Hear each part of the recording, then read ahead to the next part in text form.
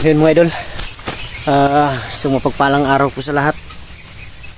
Sa araw na to mga idol, patungo na ako sa sa area, sa mission na tulong tayo sa para mahanap din kung may rescue si Alpha. At syempre, ang problema ko din mga idol, yung alaga ko na si Bunbun, dahil sobrang naawa ako sa bata dahil nagbago na siya, masaya na, pero ganun ang nangyari, hindi inaasahang pangyayari. Dahil sa araw na yon, sa gabi na yon, pumunta kami sa doon sa mama ng asawa ko, dahil doon muna sila habang wala pang klase, dahil sa lugar namin sa sa October 6 pa yung balik sa eskwela, kaya doon daw muna sila. Sinamahan ko sila, pero bumalik ako sa bahay para ihatid naman si Berto doon sa kanyang asawa, kaya si Bunbun lang yung naiwan sa bahay. Hindi ko naman inakala, hindi ko naman inasahan na ganun ang mangyari sa bata. Kaya sigurado ako ngayon mga idol na masaklap na yung nangyari sa bata, kaya sobrang nalulungkot ako, nakukonsensya ako mga idol na kung anong mangyari sa bata. Mananagutan ko talaga yun, dahil hindi ko naman talaga hindi ko naman talaga alam na ganun talaga ang mangyayari. Kaya hindi ko matanggap sa sarili ko mga idol. Umakyat ako, dali-dali akong umakyat, iniwan ko lang yung bahay. Sabi ko sa may-ari ng bahay na pinagrintahan namin na kung may mapansin ka na kakaiba, umaaligid, tawagan mo agad ako para makababa agad ako para makapunta. Buti na lang yung may-ari ng bahay, hindi lang siya nagano, dahil ayaw din niyang madamay, ayaw niyang malagay sa alanganin yung kanyang buhay. Kaya mga idol, maraming salamat po sa inyo, inyong walang sawang pagsuporta mula noon hanggang ngayon. Maraming salamat. At naguguluhan ako mga idol. Sobrang ulo ng isip ko. Hindi ko alam kung saan ako lulugar. Hindi ko alam kung, para sa akin lang, iniisip ko na lang kung sino yung unang makita ko, yun ang tutulungan ko para mai-rescue. Sakit lang para sa akin na ganun ang nangyari kay Bunbun. Napamahal na sa akin yung bata. Iniisip ko na yun na bilang isang anak din. Hindi ko na inisip yun na ibang tao. Kaya sobra lang ako na dahil yung bata talaga sobrang bait. Madaling utusan sa bahay, kung ano yung gawain sa bahay ginagawa. Pinaaral ko yun ng Sunday school. Pinatraining ko ng boxing para maaliw siya. Ngayon sana ang araw na to may laro sana siyang boxing. Pinuntahan siya kanina, hindi pa ako nakapunta. Pumunta yung yung coach ng boxing dun sa pinagpasukan niya. Sabi ko wala, may nangyari. Ngayon sana yung laro ng bata, pero alam ko may dahilan ng lahat. Pagkatiwala ko na lang sa Panginoon yung lahat, na sana ang bata ay hindi nila, alam ko sasaktan talaga yun. Okay lang sana kung sasaktan, wag lang nilang patayin.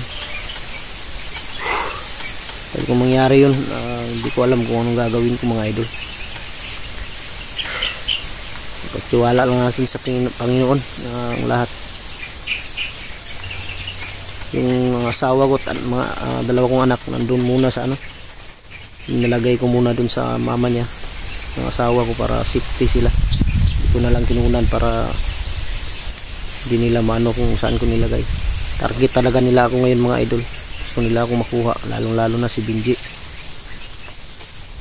Kung na-hypnotize si Benji mga idol. Dapat hindi niya alam yung bahay ko, pero bakit ganun ang nangyari. Alam na alam niya yung bahay ko.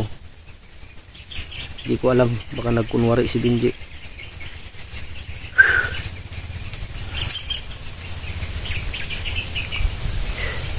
Pero kung tatawag yung may-ari ng bahay mga idol, kung ano mang mangyari, baba ako agad para mapuntahan yung bahay. Dahil kagabi may namataan ako, hindi ko lang alam kung anong gagawin nila. May dumaan kasi yung nag blackout, walang kuryente. May dumaan, kita ko may daladalang galon, hindi ko alam kung anong laman, baka gasolina, ano ba. Kaya sobrang nag-aalala ako mga idol sa mangyari. Pasalamat ako, lagi kayo nandyan. Siyempre una-una Panginoon. Sa akin lang na sana huwag nilang patayin yung bata. Dahil kung mangyari na may masama mangyari sa bata, makukonsensya talaga ako mga idol. Ngayon sa araw na to mga idol, bago ako pupunta dun sa area na dinadaanan namin, napag-isipan kong dumaan muna sa lulo ni Tikboy, at ni Bunbun. Gusto kong dumaan para malaman ng kanyang lulo ang nangyari sa kanyang apo. Pero sa tingin ko mga idol, alam na ng kanyang lulo ngayon ang nangyari kay Bunbun. Hindi imposible na hindi alam ngayon ni lulo yung nangyari sa kanyang apo.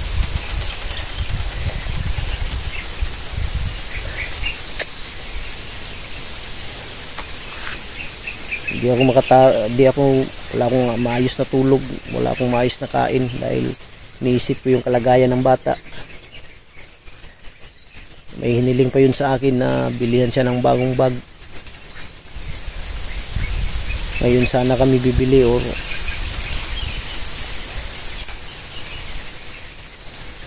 binigyan ko yun ng cellphone. Mumurahin lang cellphone para dahil gusto niya. Pero ganun talaga ang buhay. Kaya pinapangako ko sarili ko, kukunin ko talaga siya. Sana lang walang masamang nangyari sa bata. And mga idol, samahan niyo ako. Papunta muna ako kay Lolo. Pero hindi pa ito na area mga idol. May kalayuan pa. May marami pa akong dadaanan bago makarating sa kanya.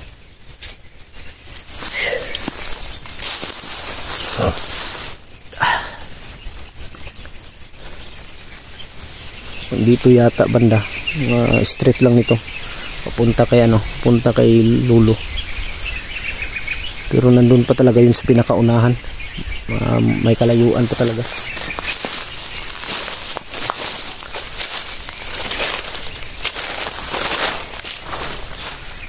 Hindi lang ako pwedeng kumpiyansa dahil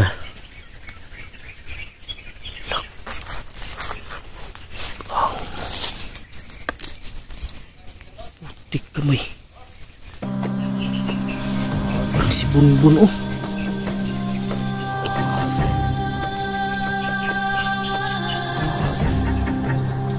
Si Bunbun yung dalan. Lah.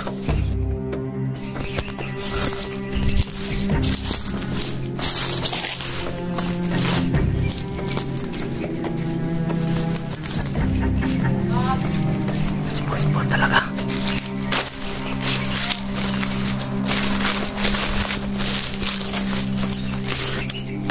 Sobrang dami nila.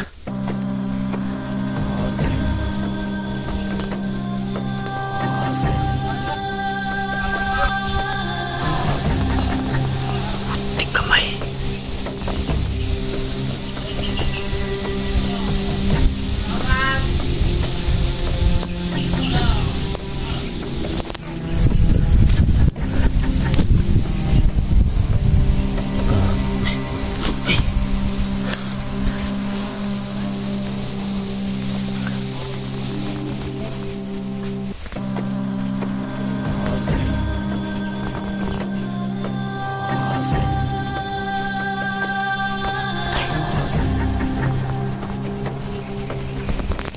Sabi ko nang haba kanina mga idol itong dinaanan ko.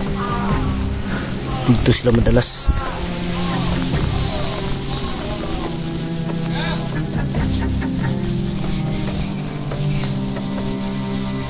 Hanap lang ako ng tsimpo. Kailangan ko hanap ng tsimpo mga idol.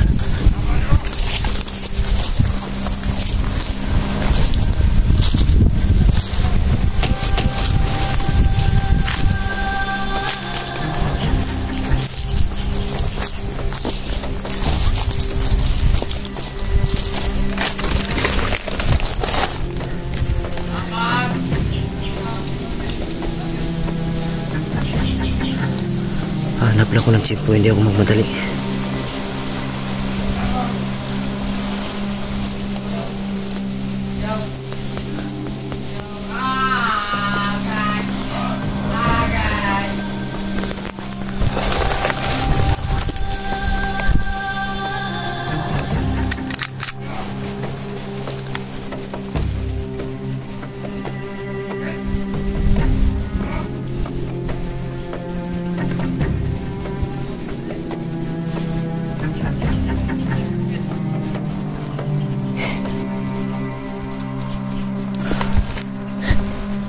Pasensya na kayo mga idol, hanap lang ako ng tsimpo.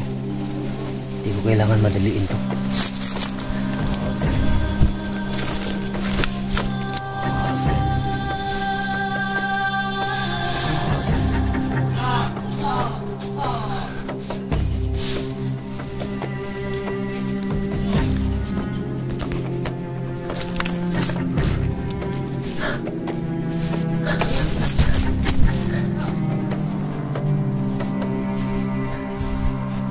Pala yung mga kasama nila sa unahan.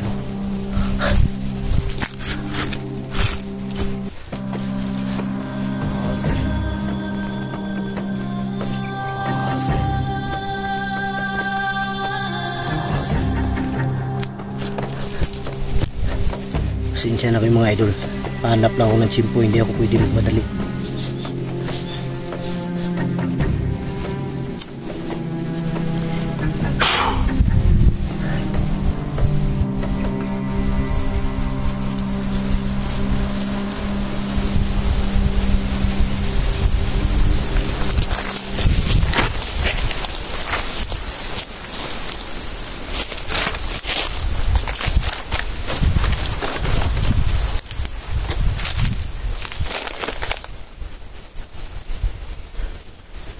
Sila wala.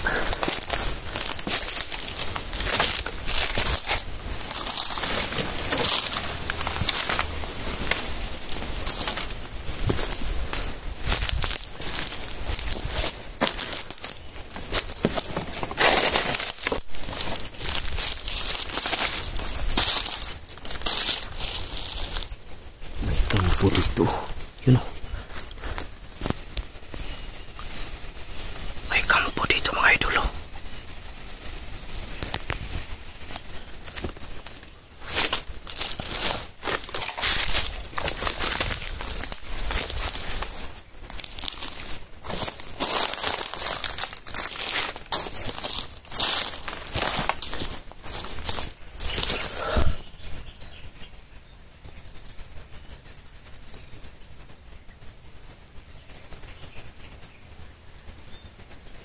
Bigla silang nawala.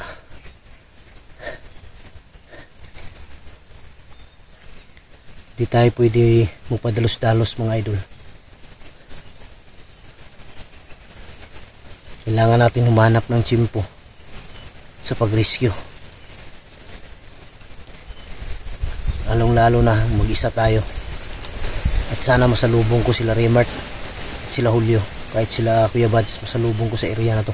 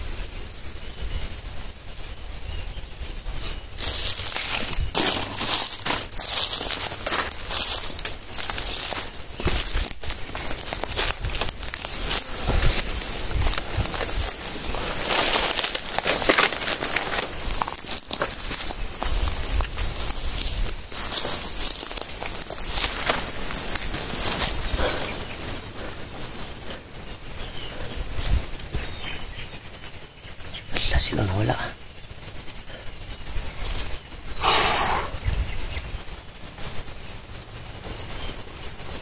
Kailangan makarating ako agad ng mga idol. Kailangan ko makarating agad kay lolo.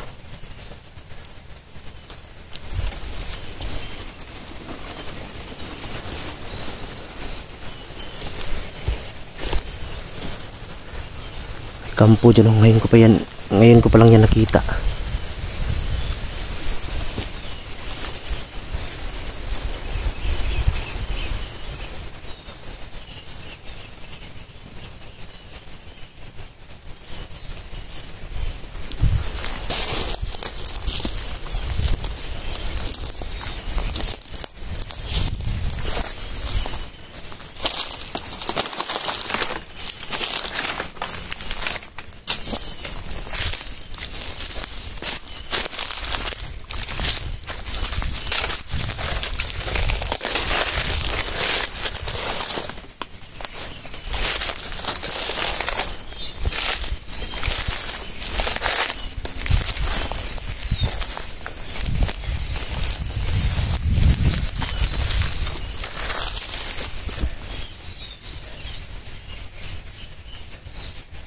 Silang nawala.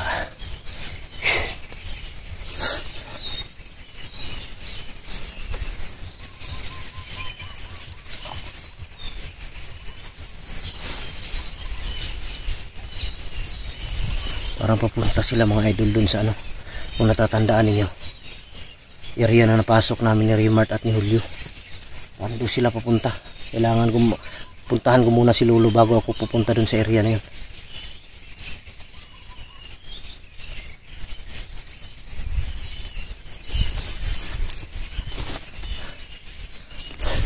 Yan mga idol, upka muna ako mga idol. Kailangan ko makarating agad kay lolo.